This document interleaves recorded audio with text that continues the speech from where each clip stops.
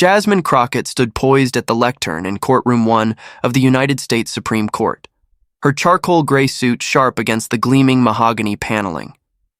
Moments earlier, Chief Justice John Roberts had issued a pointed challenge that silenced the room. Ms. Crockett, with all due respect to your political career, I struggle to see how someone with your experience grasps the full scope of the constitutional questions before us. The words landed like a thunderclap. Law. Clerks froze, seasoned attorneys leaned forward, and reporters scribbled furiously. Yet Crockett, the U.S. representative from Texas who had quietly earned her law degree and honed a groundbreaking legal theory, remained unruffled as the 9 justices and a packed gallery watched her every move. Chief Justice Roberts, with his impeccable legal pedigree and nearly 2 decades leading the nation's highest court, believed he could expose the Congresswoman's presumed inexperience. But Crockett, armed with a novel interpretation of the Fourth Amendment and an encyclopedic command of legal precedent, was about to turn this skeptical interruption into a defining moment in Supreme Court history. This wasn't just another oral argument. It was Jasmine Crockett's chance to prove that extraordinary legal minds can emerge from unexpected corners of public life and potentially reshape constitutional law for generations. Before we dive into this riveting legal drama, make sure to like this video and subscribe to our channel for more stories of brilliance meeting opportunity in the face of doubt.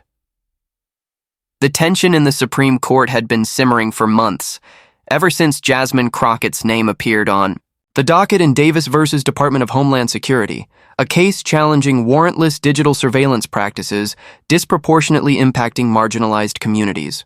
Legal insiders initially scoffed, assuming her involvement was a publicity stunt by a politician seeking headlines. Few knew that Crockett, while serving in Congress, had earned her J.D. from Southern University Law Center, studying remotely and on weekends, all while keeping her legal education under wraps. Chief Justice John Roberts, 70, presided with the gravitas of a career defined by elite credentials: Harvard Law, clerkships, private practice, and a storied tenure on the court. Known for his razor-sharp hypotheticals that dismantled weak arguments, Roberts rarely suffered unprepared advocates lightly. When Crockett was granted 12 minutes to argue as amicus curiae supporting the petitioners, a rare privilege for a non-litigator, the legal world buzzed with skepticism. Most saw it as a symbolic gesture to diversify the court's public image. But those who read Crockett's 45-page brief notice something extraordinary: a bold argument reinterpreting the Fourth Amendment's protections against unreasonable searches in the digital age, grounded in originalist and equitable principles. "This is absurd," muttered a D.C. litigator in the gallery. "She's a politician, not a constitutional scholar. The court isn't her campaign trail. The stakes couldn't have been higher." Davis concerned a federal program allowing warrantless access to metadata from community Wi-Fi networks in low-income neighborhoods, justified under national security, but often used for routine policing. If Crockett's argument prevailed, it would curb government overreach and protect digital privacy. If she faltered, her theory, developed through years of study, would be dismissed, and the surveillance program would expand unchecked. As Crockett approached the podium, her demeanor was calm, exuding the confidence of someone accustomed to high-stakes public speaking. Few in the room anticipated the depth of her preparation. "Mr. Chief Justice, and may it please the court," she began, her voice clear and resonant. The Fourth Amendment's guarantee against unreasonable searches was understood by the founders to protect not only physical spaces, but the intimate details of a citizen's life, details now captured in digital metadata. This protection demands a warrant supported by probable cause, absent exigent circumstances. Her opening was polished but conventional. Chief Justice Roberts, skeptical after skimming her brief, seized the moment to test her. Breaking from tradition, he interrupted just 45 seconds in. "Ms. Crockett," he said, his tone tinged with doubt, "with all due respect to your political career, I struggle to see how someone with your experience grasps the full scope of the constitutional questions before us. Your brief ignores decades of precedent on third-party doctrine." A hush fell over the courtroom. Justice Sonia Sotomayor raised an eyebrow. Justice Neil Gorsuch adjusted his glasses. Crockett paused, locking eyes with Roberts. Those familiar, with her fiery congressional speeches, recognized the steel beneath her calm. "Chief Justice Roberts," she replied evenly, "my argument aligns with the original meaning of the Fourth Amendment. As Justice Gorsuch's concurrence in Carpenter v. United States suggests, shall we explore the historical and textual evidence together?" She opened a binder containing annotated copies of the Constitution, Federalist Papers, and early state court rulings, materials few advocates brought to the podium. Her readiness caught Roberts off guard. This was no political grandstand. What unfolded was a legal masterclass that would leave the court and the nation stunned. Chief Justice Roberts, sensing his initial jab hadn't shaken Crockett, leaned forward with a more pointed challenge. "Ms. Crockett, your brief claims the Fourth Amendment's original meaning prohibits warrantless metadata collection, but you sidestep Katz v. United States and Smith v. Maryland. Those cases clearly establish that individuals lack a reasonable expectation of privacy in information shared with third parties. How do you reconcile your position with this precedent?" The question was a classic Roberts trap, designed to expose gaps in an advocate's grasp of doctrine. Smith's third-party doctrine was a cornerstone of modern surveillance law, and Katz defined the privacy expectation test. A misstep here could unravel Crockett's argument. Without hesitation, Crockett responded, her voice steady but infused with conviction. "With respect, Chief Justice, I address both cases on page 19 of my brief." She flipped to the exact page, her fingers finding it instinctively. Katz established that the Fourth Amendment protects people, not places, and its reasonable expectation of privacy test evolves with technology. Smith's holding, however, was narrow. It involved a single pen register over a few days, not the pervasive real-time metadata sweeps at issue in Davis. In 1979, the court couldn't have foreseen how digital networks would expose intimate details of daily life. She paused, letting the point land. More crucially, Smith relied on a voluntary disclosure assumption that doesn't hold today. Citizens using community Wi-Fi, like those in Davis, have no practical choice but to share metadata with providers to access essential services like telehealth or education. This isn't voluntary exposure, it's a necessity of modern life. To extend Smith to these facts would erode the Fourth Amendment's core purpose, shielding citizens from arbitrary government intrusion. The courtroom was pin-drop silent. Crockett wasn't merely citing precedent, she was reframing it with a clarity that rivaled seasoned litigators. Justice Elena Kagan, known for her incisive questioning, interjected, "Ms. Crockett, your argument hinges on updating Katz for the digital age. But how do we draw a line? If metadata deserves protection, what about other data like IP addresses or browsing history? Where does your framework end?" Crockett nodded, anticipating the question. "Justice Kagan, my proposed framework is both principled and practical. It focuses on the nature of the data and its capacity to reveal a mosaic of a person's life. Metadata from community Wi-Fi, like that in Davis, logs locations, communications, and even medical appointments, details as intimate as a diary. I propose a bright-line rule. Any government collection of data capable of constructing a detailed portrait of a citizen's private life requires a warrant, absent exigent circumstances. This aligns with Carpenter's recognition that technology demands a recalibration of privacy protections. Justice Samuel Alito, often skeptical of expanding privacy rights, jumped in. "Ms. Crockett, your historical claims are interesting, but Riley v. California already addressed digital privacy, requiring warrants for phone searches. Why isn't that sufficient? And how do you justify deviating from Smith without overturning it?" The question tested Crockett's ability to navigate stare decisis while advancing her novel theory. Justice Alito, Riley was a landmark, but limited to physical devices. The metadata in Davis is collected remotely, without physical trespass, yet reveals even more about a person's life than a phone's contents. As for Smith, I'm not asking the court to overrule it, but to distinguish it. Smith involved minimal intrusion. Davis involves mass surveillance of entire communities. Historical evidence supports this distinction. She reached for her binder. I've reviewed every Fourth Amendment case from 1789 to 1820, 34 in total. In each, the founders prioritized warrants for searches exposing private details, whether diaries, letters, or homes. For example, in the 1794 Pennsylvania case Commonwealth, Fisher, a state court struck down a warrantless seizure of private correspondence, citing the sacred right to be secure in one's papers. This principle applies directly to digital metadata today. The gallery stirred. Crockett's historical analysis was not only thorough, but unprecedented for an amicus advocate. Justice Clarence Thomas, typically silent, leaned forward, his pen pausing, a rare sign of engagement. Justice Brett Kavanaugh entered the fray. Ms. Crockett, your framework is compelling, but law enforcement relies on metadata for investigations. Are you suggesting we cripple their ability to prevent crime? Not at all, Justice Kavanaugh, Crockett replied smoothly. My framework permits metadata collection with a warrant or in exigent circumstances like imminent threats. What it prohibits is blanket, warrantless sweeps that disproportionately target vulnerable communities. Data from the DOJ shows 68% of these programs operate in low-income neighborhoods, often without actionable leads. This isn't effective policing, it's a constitutional overreach. Chief Justice Roberts, visibly surprised by Crockett's command, tried a new tack. Ms. Crockett, you cite obscure state cases from the founding era.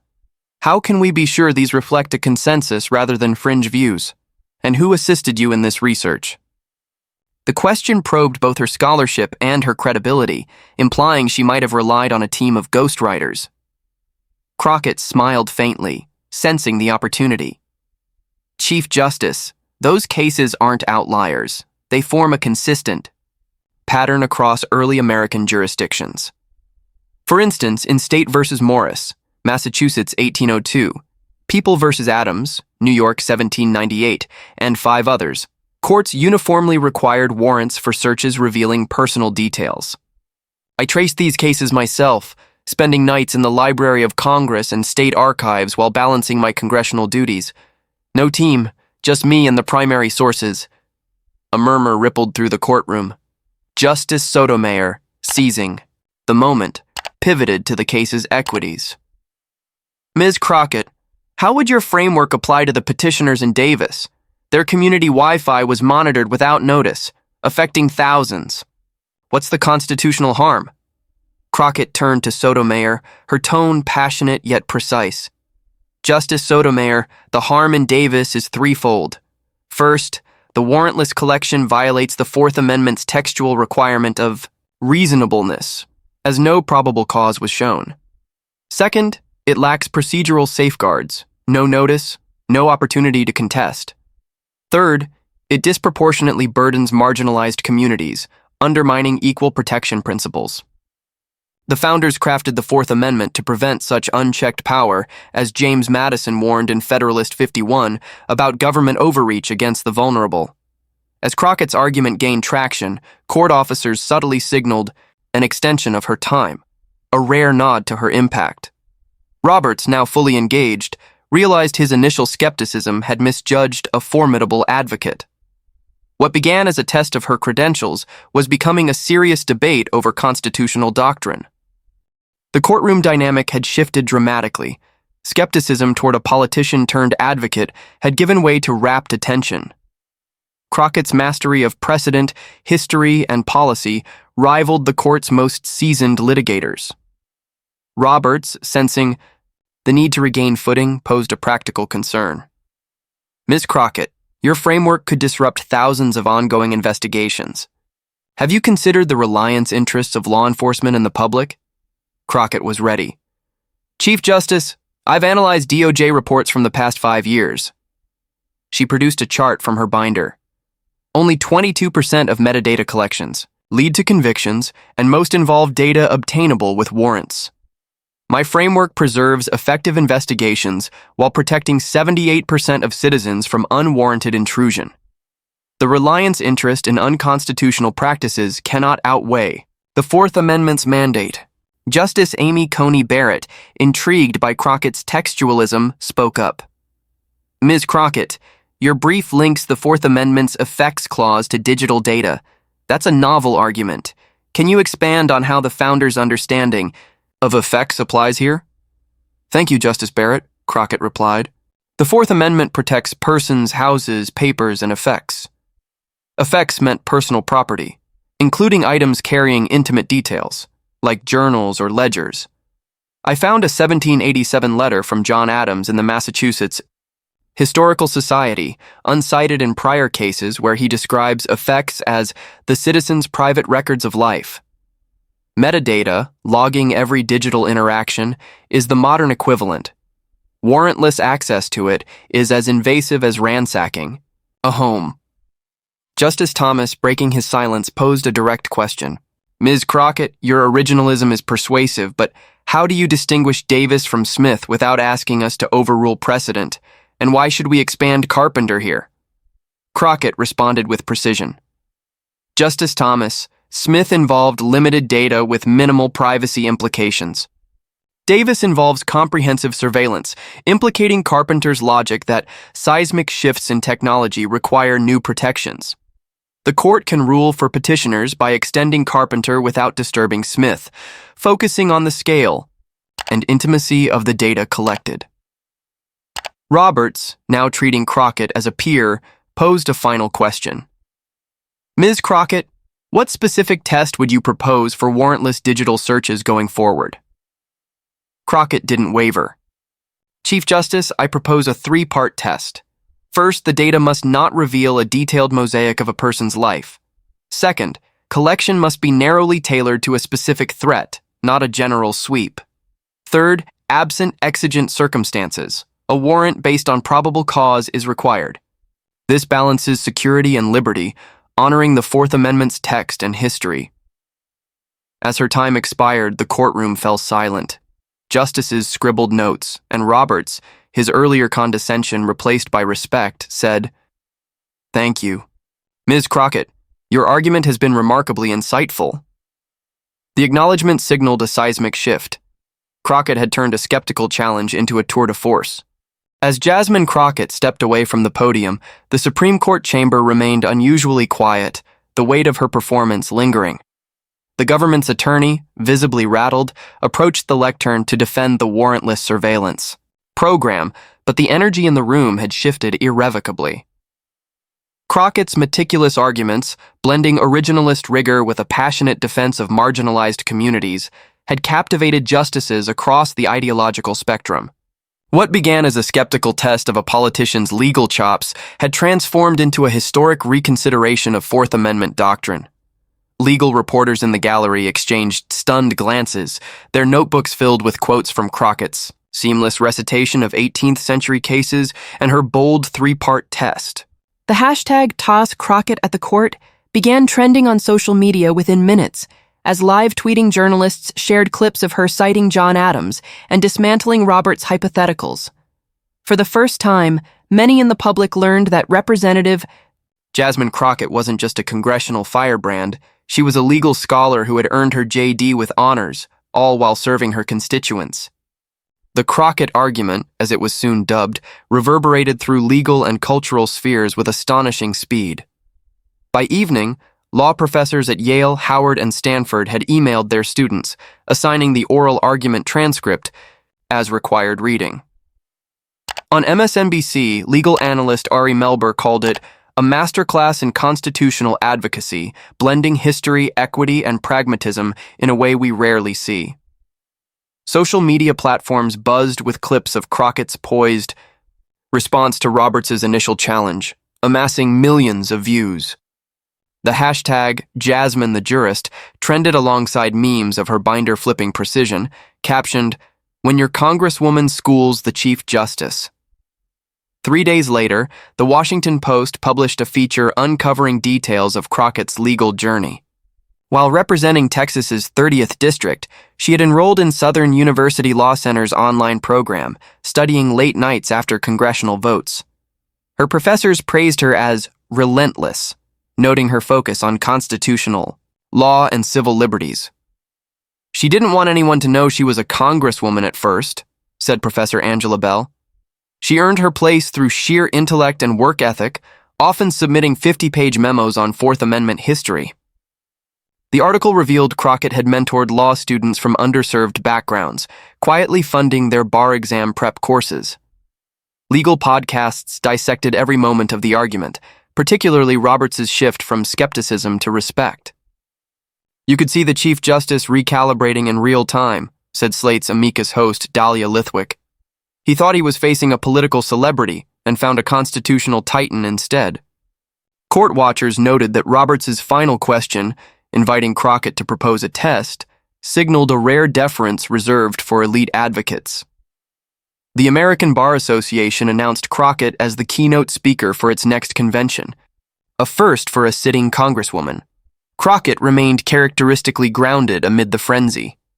At a Dallas community event days later, when asked about her Supreme Court appearance, she smiled and said, "The Constitution isn't just for lawyers in fancy suits. It's for every American. I showed up to fight for the people in Davis. Not for headlines, but I'm grateful the court listened." Her humility only amplified her impact, inspiring a surge in law school applications, particularly among women of color, with many citing Crockett as their motivation. 8 weeks after the argument, the Supreme Court issued its opinion in Davis v. Department of Homeland Security. In a landmark 6-3 decision, the court ruled for the petitioners, significantly limiting warrantless metadata collection under the Fourth Amendment. Chief Justice Roberts, in a move that surprised many, assigned himself the majority opinion, an act some interpreted as a nod to Crockett's influence. Roberts wrote, "The Fourth Amendment's protection against unreasonable searches must evolve with technology, as this court recognized in Carpenter v. United States. The pervasive collection of metadata from community Wi-Fi networks, without a warrant or individualized suspicion, exceeds constitutional bounds. Historical evidence, including early state court rulings, confirms the founders' intent to shield intimate personal details from arbitrary government access." The opinion cited Crockett's oral argument 5 times, adopting her 3-part test with minor refinements. 1. Data revealing a detailed mosaic of a person's life requires a warrant. 2. Collection must be narrowly tailored. And 3. Exigent. Circumstances may justify exceptions. A footnote praised counsel for amicus curiae for exceptional historical research illuminating the original understanding of effects under the Fourth Amendment. Justice Sotomayor's concurrence emphasized the decision's equity implications, quoting Crockett's data on surveillance's disproportionate impact. "This ruling protects not only privacy, but also the dignity of communities long targeted by overreach," she wrote. Justice Gorsuch, concurring, echoed Crockett's originalism, urging further scrutiny of third-party doctrine. Justice Alito dissented, joined by Justices Kavanaugh and Barrett, arguing the majority's test would hamper law enforcement, though even Alito acknowledged Crockett's thoughtful historical analysis. The decision's impact was swift. Within months, federal agencies revised surveillance protocols, requiring warrants for most metadata collection. States like California and New York passed laws codifying similar protections. Community organizations in Davis regained control of their Wi-Fi networks, restoring access to critical digital services. Privacy advocates hailed the ruling as a new Carpenter, cementing Fourth Amendment protections in the digital age. For Jasmine Crockett, the Davis victory marked a turning point. While she continued her congressional work, she launched the Crockett Privacy Project, a nonprofit providing legal support to communities affected by digital surveillance. Leading law schools, including Harvard and NYU, invited her to deliver guest lectures on constitutional law, where she captivated students with her blend of scholarship and relatability. "The law isn't about intimidation," she told a packed auditorium at Howard.